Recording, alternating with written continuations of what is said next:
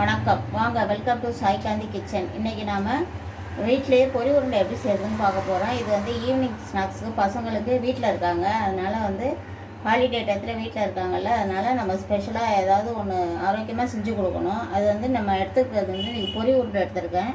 இது வந்து ரொம்ப அயன் சத்து அதிகம், நம்ம வெல்லம் போட்டு செய்கிறதுனால அயன் கண்டென்ட் அதிகம் இருக்குது. பொரியிலையும் நல்ல சத்து இருக்குது, கலோரி அதிகமாக இருக்குது. அதனால் இன்றைக்கி நம்ம பொரி உருண்டை செய்ய போகிறோம். இது வந்து வீட்டில் செய்கிறது ரொம்ப ஈஸி, சிம்பிள் தான். பாகு காய்ச்சறது ரொம்ப ஈஸி, பயப்பட தேவையில்லை. நம்ம எடுத்துருக்கிற பொரியோட அளவு என்னென்னா 100 கிராம் ஒரு பேக்கெட் பொரி 10 ரூபா தான். அதை வந்து நம்ம எடுத்துருக்கோம். வெல்லம் வந்து நம்ம எந்த அளவு 5 டம்ளர் பொரி எடுத்தால் 1 டம்ளர் வெல்லம் எடுக்க போகிறேன். நான் மெஷர்மெண்ட் அளந்து காட்டுறேன். இது வந்து ஒரு பாக்கெட் பொரி தான். இதை வந்து கரெக்டாக அளந்தோம்னா இதில் வந்து 5 டம்ளர் இருக்கும். ஃபஸ்ட்டு ஒரு பெரிய பாத்திரத்தில் அளந்து போட்டுக்கோங்க. ஏன்னா இது கிளறதுக்கு வசதியாக இருக்குங்கிறதுனால நான் இந்த மாதிரியான ஒரு பாத்திரம் எடுத்திருக்கேன்.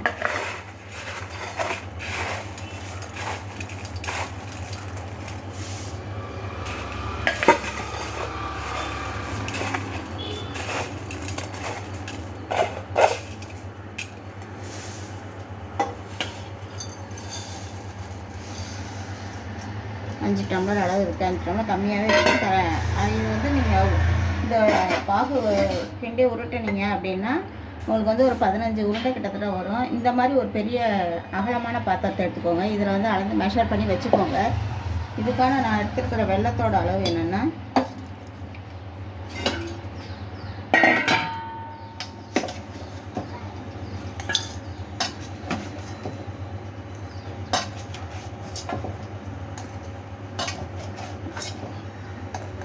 நிரம்ப எடுக்கணும்னு அவசியம் இல்லை. ஒரு 3/4 அளவு இவ்வளோ எடுத்தாலே போதும். இதே சரியாக இருக்கும் அளவு. நிரம்ப ரொம்பலாம் கும்பலாக எடுக்க வேண்டியதில்லை. இந்த மாதிரி அளவு எடுத்துக்கோங்க போதும். இதை வந்து நம்ம வந்து ஒரு பாத்திரத்தை எடுத்துக்கிட்டு நம்ம அதில் வந்து அடுப்பில் வச்சுட்டு தண்ணி வந்து ரொம்ப தண்ணி ஊற்ற வேண்டியதில்லை. ஒரு 1/2 டம்ளர் தண்ணி ஊற்றணும். ஏன்னா அதிகமாக ஊற்றினா, கம்மியாக ஊற்றினா பாகு சீக்கிரம் வந்துடும். அதனால் ஒரு 1/2 டம்ளர் தண்ணியை கொஞ்சம் கூடவே ஊற்றணும். 3/4 டம்ளர் கூட ஊற்றலாம். இப்போ நம்ம இதில் வந்து வெல்லத்தை போட்டு கரைச்சிக்கிறோம்.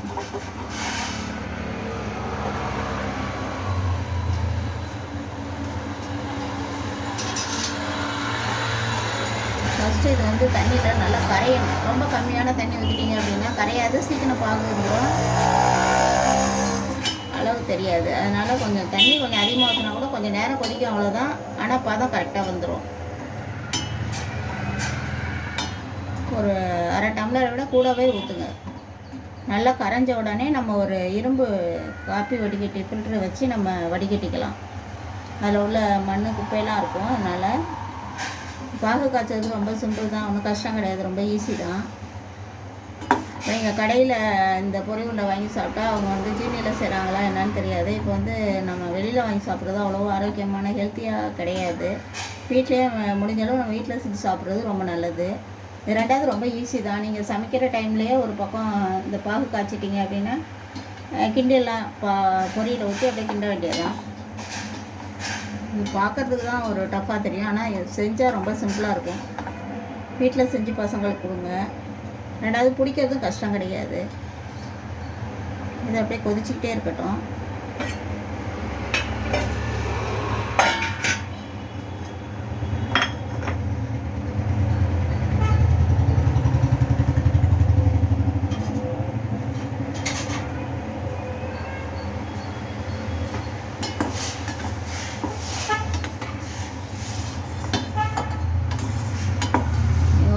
பொரி வந்து 10 ரூபா தான். வெல்லம் வந்து எப்படியும் ஒரு 15 ரூபாக்குள்ளே தான் எடுத்துருக்க. நம்ம அளவு வந்து 100 கிராம் அளவு தான் வெல்லம் எடுத்துருக்கோம். நீங்கள் இதை வந்து அளந்து பார்த்தீங்க அப்படின்னா கரெக்டாக 100 கிராம் தான் இருக்கும். பாகு வெல்லம் தான் நான் எடுத்திருக்கேன். கடையில் கேட்டு பாகு வெல்லம்னு கேட்டு வாங்குங்க. 1 கிலோ வாங்கினீங்கன்னா 60 ரூபா 70 ரூபாக்குள்ளே தான் இருக்கும். நீங்கள் வந்து எடுக்க போகிறதெல்லாம் 100 கிராம் தான். அதனால் வந்து உங்களுக்கு ரொம்ப சிக்கனமாக இருக்கும் வீட்டில் செய்கிறது. நல்லா கட்டி இல்லாமல் கரையணும். கரைஞ்ச பிறகு ஒன்றும் பயப்பட தேவையில்லை. இது ரொம்ப நேரம் பாகெல்லாம் வரத்துக்கு ரொம்ப டைம் எடுக்கும். அதனால் நீங்கள் வந்து இதை வந்து கொதிக்க விடலாம், நல்லா கொதிக்க விடலாம். தண்ணி ரொம்ப கம்மியாக ஊற்றிட்டீங்க அப்படின்னா சீக்கிரம் பாகு வந்துடும். கொஞ்சம் தண்ணி இந்த மாதிரி இருக்கணும், நல்லா கொதிக்கிற அளவு இருக்கணும். வடிகட்டணும்ல, நம்ம மண்ணெல்லாம் இருக்கும் அதில். ஃபஸ்ட்டு பொரி வாங்கினோடனே ஒரு ஜல்லடை வச்சு சலிச்சுக்கோங்க. நான் சலித்து எல்லாம் ரெடியாக வச்சுருக்கேன். நான்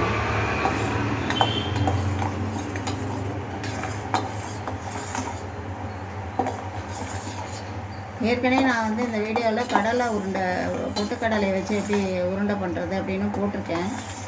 அதையும் பாருங்கள், ரொம்ப சிம்பிளாக இருக்கும், பசங்களுக்கு செஞ்சு கொடுக்கலாம். நல்ல ஒரு சத்தான உணவு இதெல்லாம். வெளியில் பேக்கெட் ஃபுட்டை அவாய்ட் பண்ணிவிட்டு பசங்களுக்கு இப்படி வீட்டிலேயே செஞ்சு கொடுங்க. பசங்க ஹெல்த்தியாக வளருவாங்க. நல்லா கரைஞ்சிருச்சு. இப்போ அடுப்பை சிம்மில் வச்சுட்டு கரைஞ்சிருச்சு. இப்போ நம்ம இன்னொரு பாத்திரத்தை வரும், இந்த மாதிரி ஒரு கனமான பாத்திரத்தை வச்சுட்டு அதில் வடிகட்டிக்கலாம்.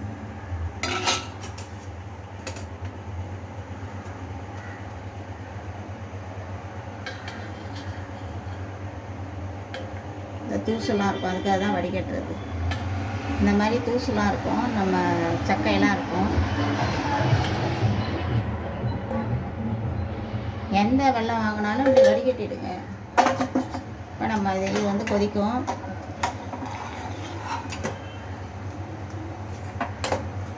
இதில் பாகு காய்ச்சறதுல ஒன்றுமே ஃபெயிலியரே வராது. நீங்கள் பயப்பட வேண்டியதில்லை, துணிச்சலாக செய்யலாம். இதில் கொஞ்சம் ஒரு ஒயிட்டான பாத்திரத்தில் ஒரு பிளேட்டில் தண்ணி ஊற்றி வச்சுக்கோங்க, பாகு பதம் பார்க்கறதுக்கு.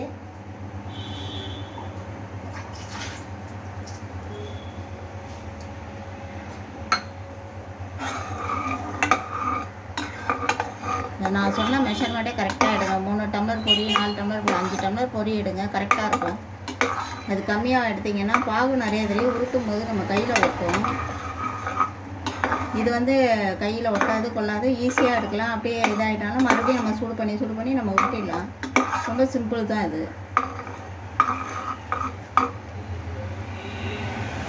அப்படி நம்ம கொட்டும் போதே தெரியும். ரொம்ப திக்காக விழுந்தது அப்படின்னா நம்ம வந்து இந்த நுரையெல்லாம் அடங்கி வரும். வீடியோ வந்து அப்படியே ஸ்கிப் பண்ணாமல் கரெக்டாக பார்த்துட்டே இருங்க. ரொம்ப சிம்பிளாக ஈஸியாக செய்யலாம்.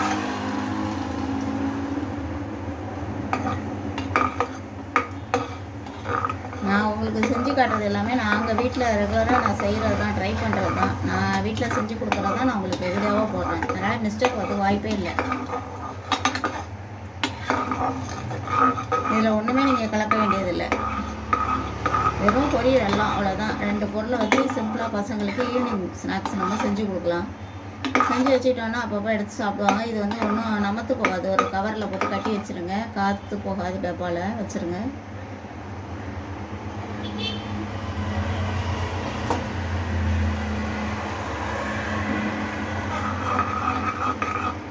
இது நல்ல ஒரு திக்கான கன்சிஸ்டன்சிக்கு வரணும், திக்காக வரும்.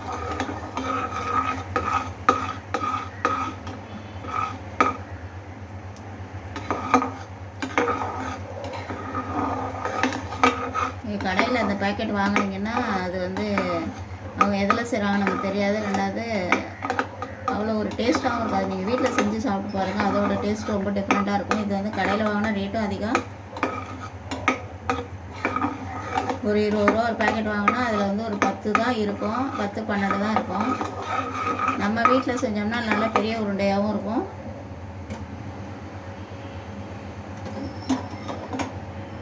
சிம்மில் வச்சு அப்பப்போ செக் பண்ணிக்கோங்க. இன்னும் கொஞ்சம் டைம் எடுக்கும். அடுத்த ஸ்டேஜ் தான், இன்னும் நல்லா கெட்டியாகணும்.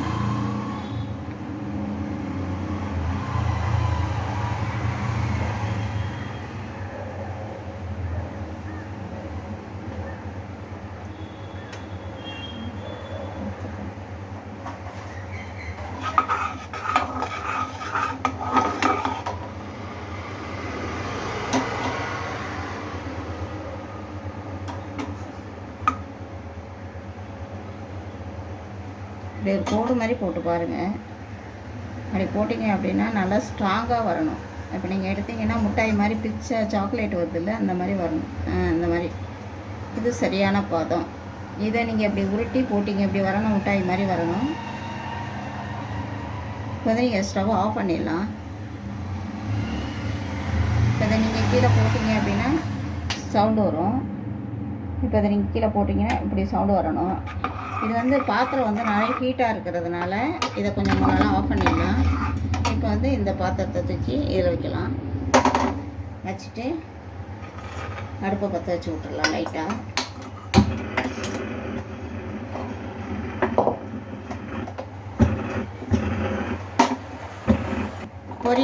பொரிய அடுப்பில் லைட்டாக வச்சுக்கோங்க. சிம்மில் வச்சு இந்த பாத்திரத்தை வைங்க. இந்த பாத்திரம் சூடாக கொஞ்சம் லேட் ஆகும். இப்போ வந்து நம்ம இந்த பாகு வந்து இதில் ஊற்றிடலாம்.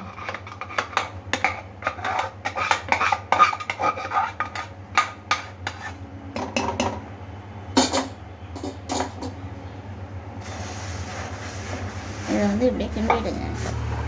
இது ஈஸியாக இருக்கும் இப்படி கிண்டுறதுக்கு.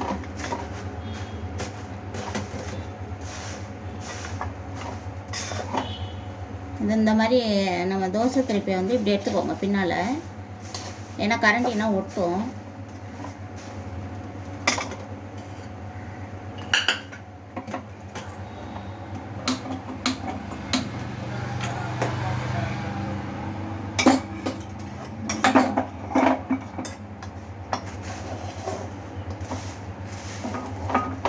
அதனால தான் பெரிய பாத்திரம் வைக்க சொன்னேன். இது வந்து இப்படி பெரட்டி கிண்டணும்.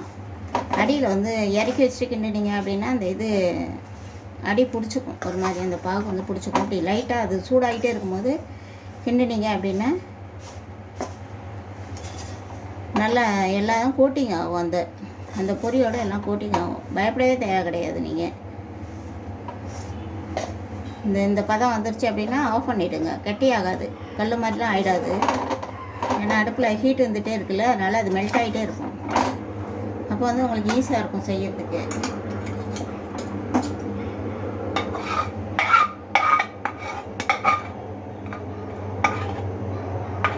பெரிய பாத்திரமாக இருந்தால் ஒரே பாத்திரத்தில் அப்படியே செய்யுங்க. உங்களுக்கு காட்டணுங்கிறதுக்காக தான் நான் இந்த பாத்திரத்தில் வச்சேன். வாங்க செய்யறது எப்படி காட்டணும் அப்படி.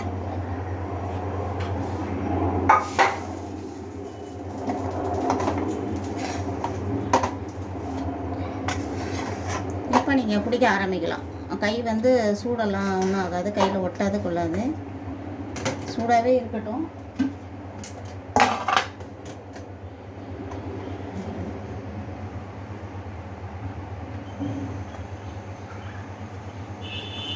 கை பொறுக்கிற சூடு தான் இருக்கும். லைட்டாக அப்படி அப்படியே பிடிச்சி வச்சுட்டு மறுபடியும் டைட் பண்ணிக்கோங்க.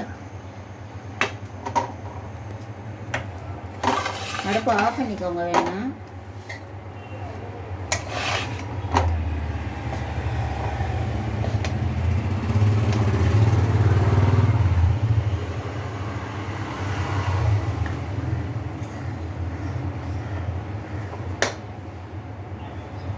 சூடோடு பிடிக்கணும்னு இல்லை, நீங்கள் ஆறினோடனே கூட பிடிக்கலாம். லைட்டாக ஆறிடுச்சு அப்படின்னா பிடிக்கலாம். மறுபடியும் உங்களுக்கு அடியில் பிடிச்சிருக்கு அப்படின்னா லைட்டாக சூடு பண்ணிங்கன்னா மறுபடியும் அதே ஸ்டேஜுக்கு வந்துடும். எந்தளவு பாகு கம்மியாக போடுறீங்களோ, வெல்லம் கம்மியாக போடுறீங்களோ அந்தளவு கரெக்டாக இருக்கும். நீங்கள் ஒரு இது ஃபுல்லாக போட்டிங்க அப்படின்னா 3/4 அளவு போடுங்க, கரெக்டாக இருக்கும்.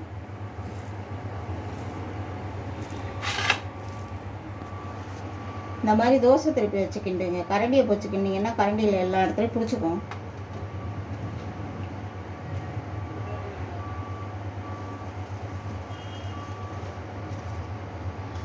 இது ஆறினோடனே நல்லா ஸ்ட்ராங் ஆகிடும்.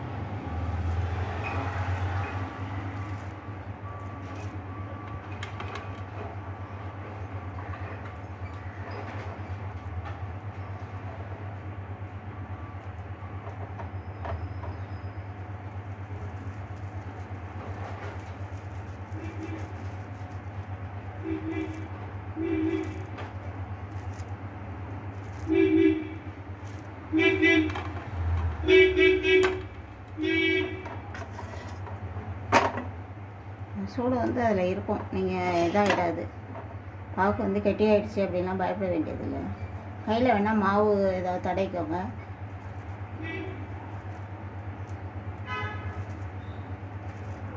இன்னும் கூட ஒரு கட்டி வெள்ளத்தை நீங்கள் கம்மி பண்ணிட்டீங்கன்னா கூட நல்லாயிருக்கும்.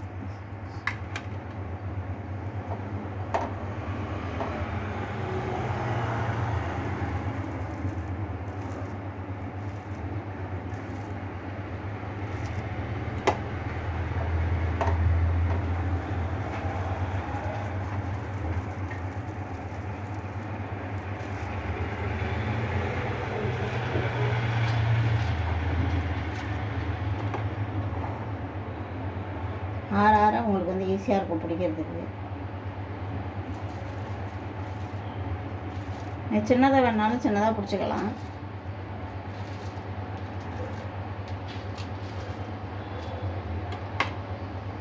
சின்னதாக வேணால் கம்மியாக எடுத்துக்கணும், அவ்வளோதான்.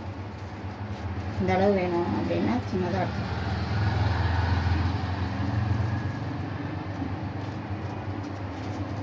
நல்லா நெருக்கி பிடிக்கும்.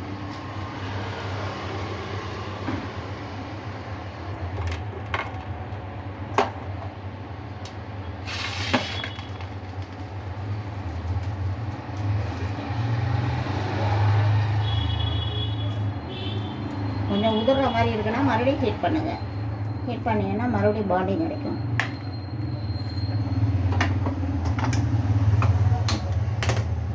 வேஸ்டேஜே வராது. கடைசி வரைக்கும் உங்களுக்கு பொரி வேஸ்ட் ஆகாது. கடைசியில் ஒட்டிக்கிட்டு இருந்துச்சு அப்படின்னா லைட்டாக சூடு பண்ணிங்க அப்படின்னா மறுபடியும் மெல்ட் ஆகும்.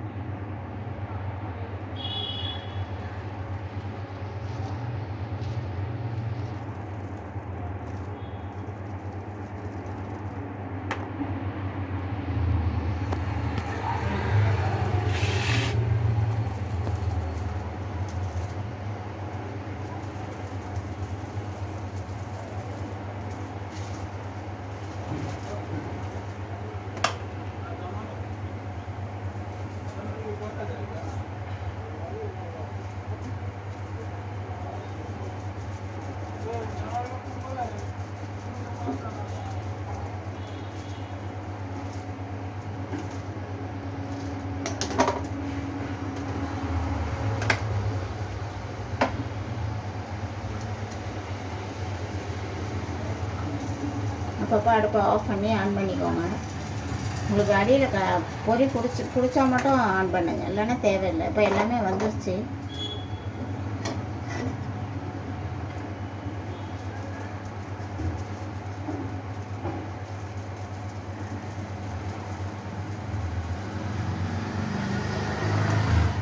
ஒரு 10 ரூபா பாக்கெட்டு பொரியில் கொஞ்சமாக ஒரு 100 கிராம் வெள்ளத்தில் உங்களால் இவ்வளோ பொரி கிடைக்கும். வீட்டில் செஞ்சால் அவ்வளோ கிடைக்கும்.